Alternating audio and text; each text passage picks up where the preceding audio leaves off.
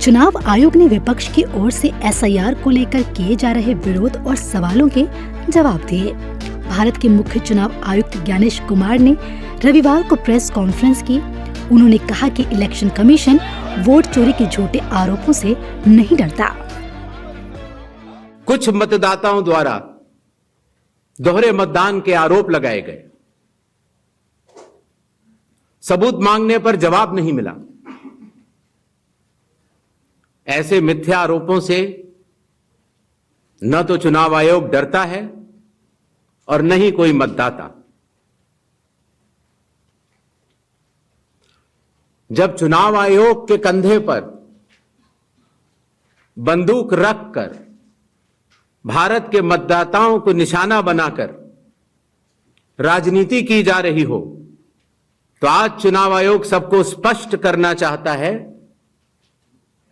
कि चुनाव आयोग निडरता के साथ सभी गरीब, अमीर, बुजुर्ग, महिला, युवा सहित सभी वर्गों और सभी धर्मों के मतदाताओं के साथ बिना किसी भेदभाव के चट्टान की तरह खड़ा था, खड़ा है और खड़ा रहेगा।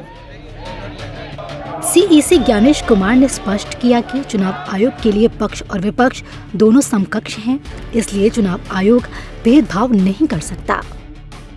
हर राजनीतिक दल का जन्म चुनाव आयोग में रजिस्ट्रेशन से ही होता है, तो फिर चुनाव आयोग उन्हीं राजनीतिक दलों में भेदभाव कैसे कर सकता है?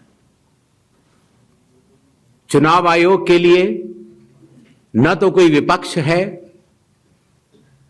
न तो कोई पक्ष है, सब समकक्ष हैं। चाहे किसी भी राजनीतिक दल का कोई भी हो, चुनाव आयोग अपने संवैधानिक कर्तव्य से पीछे नहीं हटेगा।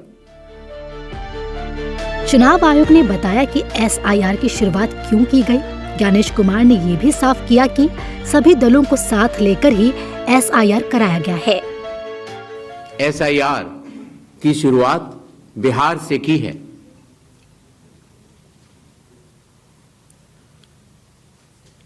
एसआईआर की प्रक्रिया में सभी मतदाता, बूथ लेवल ऑफिसर्स और सभी राजनीतिक दलों द्वारा नामित 1.6 लाख BLAs ने मिलकर एक प्रारूप सूची तैयार की है।